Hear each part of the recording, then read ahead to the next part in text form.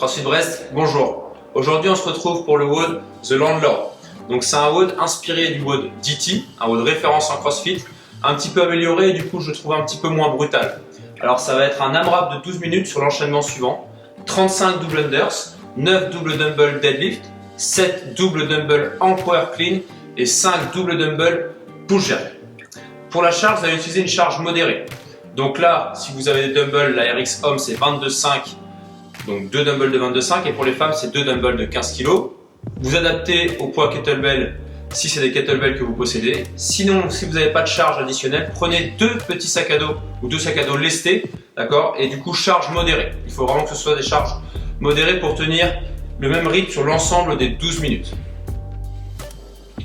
Pour la stratégie de ce WOD, donc on est sur une inspiration d'un DT. Donc un DT normalement est constamment en train de soulever des charges et c'est justement ça la difficulté. Là vous avez des double unders et franchement les double unders vous permettent de souffler un petit peu. Donc essayez pas d'aller trop vite, surtout au début du WOD sur les DU. Soufflez bien et vous y allez vraiment tranquillement sur les DU. Ensuite sur les 3 mouvements d'haltérophilie, vous devez breaker intelligemment. Vous avez 9 deadlifts à faire. Donc si vous commencez à sentir la fatigue arriver dans votre série de deadlift, ne breakez pas sur le 9e, breakez au 8e.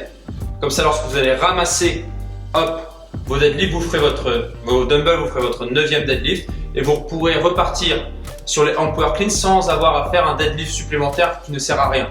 Pareil pour les hand power clean, essayez de breaker une rep avant les push jacks. Les push jacks, par contre, eux, essayez de les faire à chaque fois sans pause. Prenez un rythme confortable au départ car on va soulever pas mal de charges. Et si vous pouvez à la fin, essayez de monter un petit peu plus haut dans l'intensité en essayant de breaker un petit peu moins. Deadlift, conservez le dos plat à la descente et à la montée. Baissez les fesses en fléchissant légèrement les genoux. Cherchez de la tension chaise postérieure et poussez dans les talons pour remonter la charge. Extension des genoux et des hanches complètes en haut du mouvement. Hand power clean. Lors du premier mouvement, pensez bien à effectuer un deadlift. Une fois que vous êtes en position extension de genoux et de hanches complètes, redescendez légèrement en flexion de hanches sans que les mains descendent sous les genoux. Extension de genoux et de hanches, épaulez les 2 charges, avec ou sans flexion à la réception. Une fois les 2 charges aux épaules avec les 2 coudes légèrement devant les charges, vous avez fait une répétition lorsque vous êtes en extension complète également. Vous redescendez et vous recommencez. Push jack. Pensez à ouvrir légèrement les coudes vers les extérieurs et sortir la poitrine. Lors de la descente du dip, mettez les genoux légèrement à l'extérieur et le poids dans les talons. Poussez dans le sol en tendant les jambes et les hanches. Chutez pour tendre les bras et réitérez le mouvement. Pour vous lancer dans votre entraînement, warm-up de 3 tours. Vous allez avoir 30 secondes de jump rope, donc en fait vous choisissez sur du single unders, sur du double unders, sur du practice. Voilà, vous allez faire un peu de corde à sauter pendant 30 secondes, suivi de 30 secondes inchworm to push-up. Faites le lancement pour bien sentir les étirements. Ensuite 10 double dumbbell curl to press. Et ensuite, en fonction du tour où vous êtes, vous allez reprendre les mouvements de l'entraînement. Au premier tour, 6 deadlift. Au deuxième tour, 6 hand power clean. Au troisième tour, 6 push jack. Vous essayez de monter l'intensité au fur et à mesure de vos tours.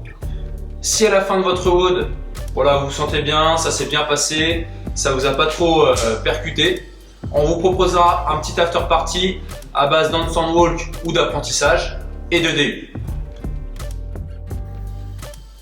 Inchworm to push-up. Descendez jambes tendues ou quasi tendues le plus bas possible en ayant les mains qui frôlent vos jambes. Si vous pouvez, venez chercher le sol. Une fois que vous êtes descendu le plus bas possible, trouvez une position de planche. Effectuez une pompe, pointe de pied ou genou. Revenez jambes tendues, les mains juste devant les pieds ou aux chevilles. Redressez-vous. Vous avez effectué une rep. Repartez. Dumbbell curl to press. Avec 2 charges. Effectuez un curl biceps, c'est-à-dire flexion de coude pour ramener les charges aux épaules. Une fois les charges aux épaules, pressez la charge, bras tendus bien au-dessus des épaules. Redescendez en position initiale. Sur le curl, pensez à bien avoir les coudes fixes, la poitrine sortie. Et sur le press, j'aligne les charges bien au-dessus de mes épaules.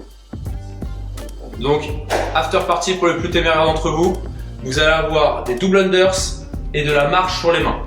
Donc, le format sans double unders, ensuite X mètres handstand walk, 80 double unders, X mètres handstand walk, et comme ça jusqu'à 20 mètres, jusqu'à 20 double unders, pardon. X, vous devez choisir le nombre de mètres que vous allez marcher en fonction de votre niveau. Attention, vous avez quand même un plafond à ne pas dépasser, pas plus de 15 mètres par tour, d'accord? Donc 100 DU, 15 mètres max, ou le nombre de mètres que j'ai choisi, 80 DU, 15 mètres max, ou le nombre que j'ai choisi, etc. Pour les personnes qui n'ont pas encore la marche sur les mains, on va vous proposer dans la démonstration des mouvements deux options scale. Option scale numéro 1 pour le handstand walk. Mettez-vous en handstand hold contre le mur, l'estomac vers le mur. Passez la tête entre les bras, essayez de le plus aligné possible. Et ensuite, dans cette position, essayez d'effectuer le nombre que vous avez choisi de shrug, c'est-à-dire essayez de rapprocher vos trapèzes, vos épaules de vos oreilles. Cela a pour but de faire bouger vos omoplates et commencer à apprendre à mobiliser la ceinture scapulaire en position de handstand. Option scale handstand walk numéro 2. En position de handstand contre le mur, estomac vers le mur.